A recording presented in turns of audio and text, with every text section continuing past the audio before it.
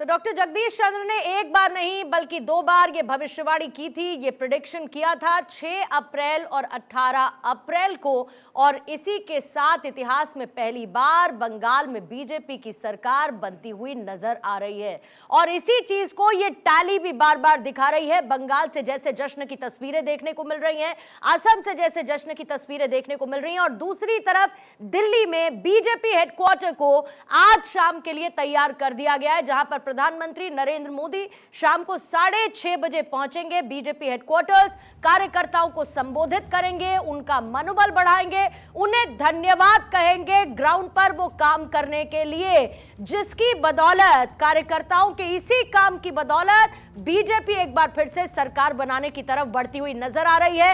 ये रुझान आपके सामने है और डिफरेंस बहुत बड़ा है। टीएमसी 106 पर है तो बीजेपी 185 पर नजर आ रही है। असम में 97 पर बीजेपी है, पश्चिम बंगाल में 185 पर बीजेपी है, और बंगाल, असम, पुडुचेरी रुझानों में 3 राज्यों में बीजेपी की सुनामी देखने को मिल रही है और बीजेपी को बहुमत मिलता हुआ दिख रहा है बंगाल, असम, पुडुचेरी में। इसके साथ ही तमिलनाडु में टीवी के रुझानों में सबसे बड़ी पार्टी के तौर पर उभरकर सामने आई है। 108 सीटों के साथ टीवी के लीड कर रही है एआईएडीएमके 70 पर तो डीएमके 56 पर, और वहीं दूसरी तरफ केरलम में रुझानों में यूडीएफ को प्रचंड बहुमत मिलता हुआ नजर आ रहा है।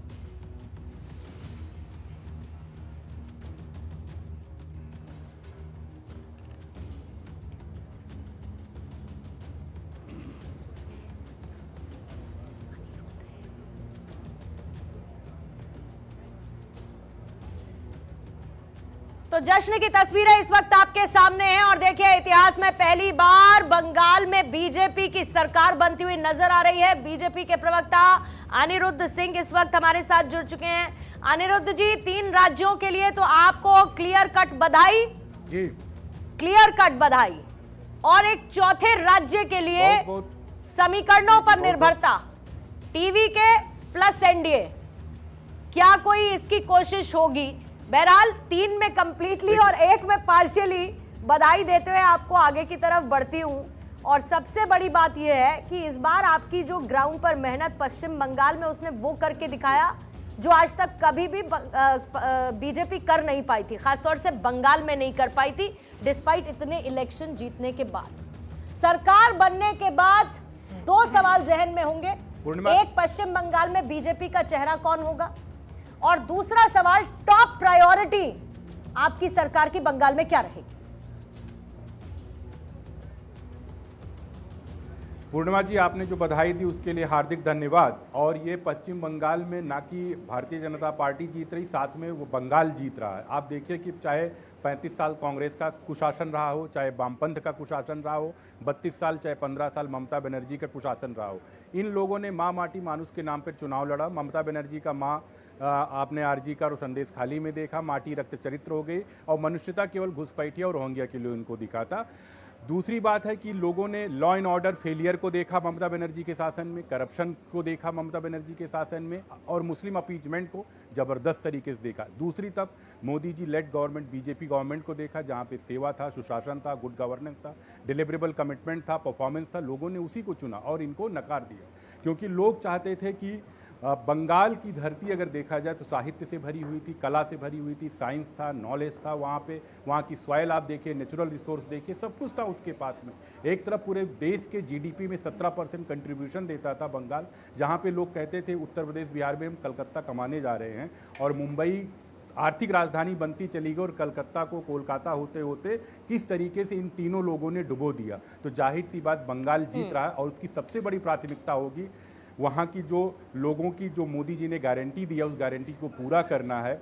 सेवा और सुशासन के माध्यम से, डबल इंजन सरकार के माध्यम से जो भी गारंटी, चाहे रोजगार से परक गारंटी, चाहे इंडस्ट्रियलाइजेशन का, आप देखिए 6,500 इंडस्ट्री बंद हो। आदित्य बिरला जी के बारे में सबको पता किस तरह बंगाल छोड़ के भागी थी। कोलकाता से 300 बड़ी इंडस्ट्रीज बंद हो गई। जहां जीडीपी में 17% ग्रोथ था, वहाँ 17% कंट्रीब्यूशन देखिए, पर कैपिटा इनकम घट गया, रोजगार घट गया। अनिरुद्ध जी, तमिलनाडु के अंदर भी एनडीए की सरकार बनेगी, अभी 4 घंटे हुए।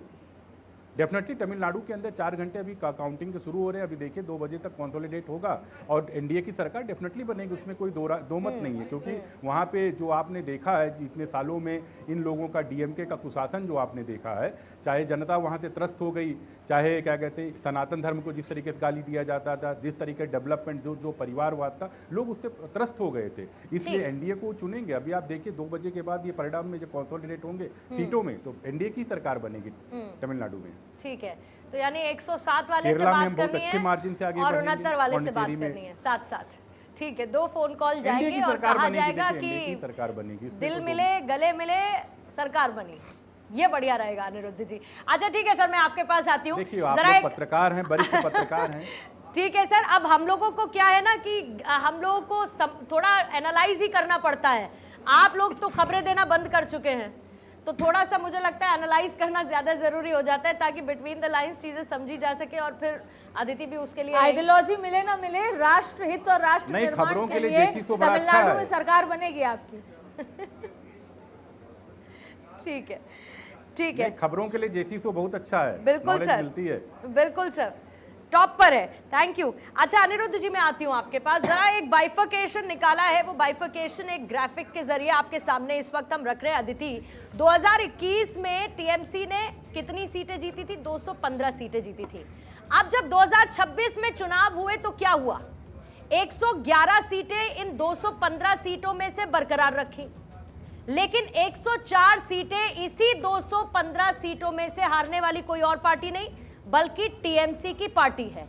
लेकिन इस 104 सीट को जो हारी है टीएमसी, जब इसे बांट देंगे तो इस 104 में से 103 सीटें बीजेपी ने अपने नाम कर ली है। 104 में से 103 सीटें ले लेना, इसे कहते हैं सेंधमारी करना। इसे कहते हैं historic gain on the ground of TMC. TMC का ही ग्राउंड माना जाता था और ये हिस्टोरिक गेन। और ये मुझे 2000 भवानीपुर से ममता बनर्जी 16,000 वोटों से पीछे। 16,000 बहुत बड़ा गैप है। 16,000 पिछली बार 1900 से थी। 16,000 यानी कि एक्चुअल बंगाल विजय होगा ये। अच्छा, एक्चुअल बंगाल एक और देखिए, वो हमने उन 104 सीटों की बात की। अब जरा परसेंटेज के लिहाज से आप देखेंगे कि कितना बड़ा गेम चेंजर जैसी स्थिति पश्चिम बंगाल में बन रही है वोट शेयर के लिहाज से। आप ये देखिए कि जो 2021 में जब वोटिंग हुई थी तो टीएमसी के पास जो वोट गया था वो था लगभग 48.02% का, बीजेपी के पास था 37.97% का। लेकिन जब 2026 में वोटिंग हुई तो 41.69% वोट किसके पास गया? टीएमसी के पास। और जो बीजेपी का 37.97 था 2021 में, वो बढ़कर हो गया 44.99। यानी कि अगर किसी के में डिक्लाइन देखने को मिला वोट परसेंटेज में तो वो टीएमसी के 6.33% का, और बीजेपी का जो सर्ज है वो 7.02%। यानी जो टीएमसी ने लूज किया तो किया, बीजेपी ने उससे ज्यादा परसेंटेज गेन कर लिया। और इस आंकड़े को अगर आप डिकोड करेंगे तो पहले तो एसआईआर में कटा वोट वो 5% आप हटा दीजिए बीजेपी, और 2021 और अब में 10% का ही वोट गैप था। और एसआईआर में कटा वोट वो डेड भी था, डुप्लीकेट भी था, जो भी था। और फिर ये बचा हुआ कैसे गेन किया 7%। यही असली उपलब्धि है कि आपने जंगल महल ही गेन कर लिया, जो कि टीएमसी का गढ़ था। मैंने बताया कि हिंदू विस्पर करके बात करता है वहां पे, खुसफुसाहट करके। उसके अलावा आपने महिलाओं का वोट गेन किया। और यहां पर अगर एक बहुत ही आसान भाषा में समझाया जाए, हिंदू घर से निकला, हिंदू ने वोट किया। ये बहुत इंपॉर्टेंट हो गया। हिंदू वर्सेस मुस्लिम में हिंदू घर से निकला, वो बहुत इंपॉर्टेंट है। महिला ने वोट किया, ये सब ठीक है। हिंदुओं ने बाहर निकल के वोट किया। और जो शुभेंदु अधिकारी को कहा गया था बयान देने के लिए कि ये हिंदुओं की वर्चस्व की लड़ाई है, वो बाहर निकल के वोट करें, वो त्रस्त रहे, वो यहाँ पर देखने को मिल रहा है ऑल अक्रॉस।